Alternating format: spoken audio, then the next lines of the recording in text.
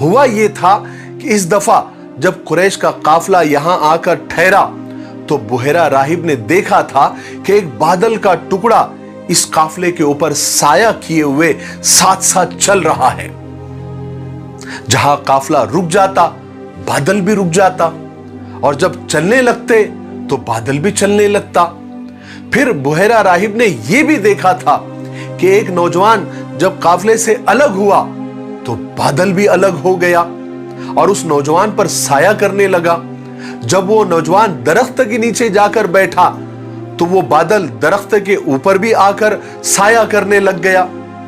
چونکہ بحیرہ راہب نے کتابوں میں پڑھا تھا کہ جب آخری نبی اس زمین پر آئیں گے تو بادل ان پر سایہ کیے ہوئے ہوں گا، اس لیے بحیرہ راہب نے اپنے اطمینان کے لیے پورے قافلے کو دعوت کی تھی تاکہ وہ آخری رسول کو قریب سے دیکھیں اور پہچانے۔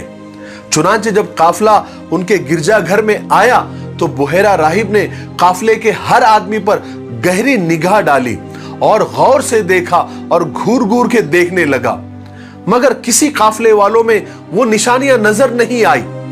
تو فوراً راہب کو تھوڑا شک ہوا تو اس نے پوچھا قافلے والوں سے کہ آپ لوگوں کے قافلے کے سب لوگ آئے ہیں یا کوئی رہ گیا ہے؟ قافلے والوں نے بتایا کہ ہم تو سبھی آ گئے ہیں، صرف ایک بچہ ہم نے چھوڑ کر آئے ہیں، وہ چھوٹا ہے، کم عمر ہے، اس لیے ہم نے اس کو ساتھ لانا ضروری نہیں سمجھا۔ مگر بحیرہ راہب نے کہا، آپ کو معلوم ہے میرے قاصد نے کیا کہا تھا؟ ہماری ایک شرط تھی کہ کوئی چھوٹا ہو یا بڑا دعوت میں کوئی غیر حاضر نہیں ہونا چاہیے۔ قافلے والوں نے کہا کہ ہاں ٹھیک ہے۔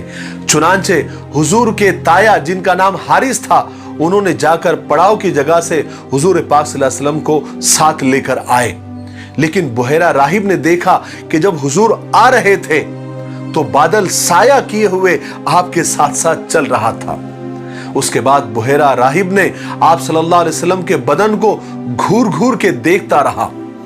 بحیرہ راہب کو آپ کے اندر وہ ساری نشانیاں نظر آ رہی تھی جو انہوں نے آسمانی کتابوں میں پڑھی تھی۔ جب سب لوگ کھانے سے فارغ ہو کر جانے لگے تو بحیرہ راہب جلدی سے حضور کے پاس آئے اور کہنے لگے کہ میں آپ سے کچھ باتیں پوچھنا چاہتا ہوں۔ آپ کو لات و عزا کی قسم، یہ ان کے خداؤں کے نام تھے، ان کی قسم دی، آپ میری باتوں کا جواب دے دیجئے۔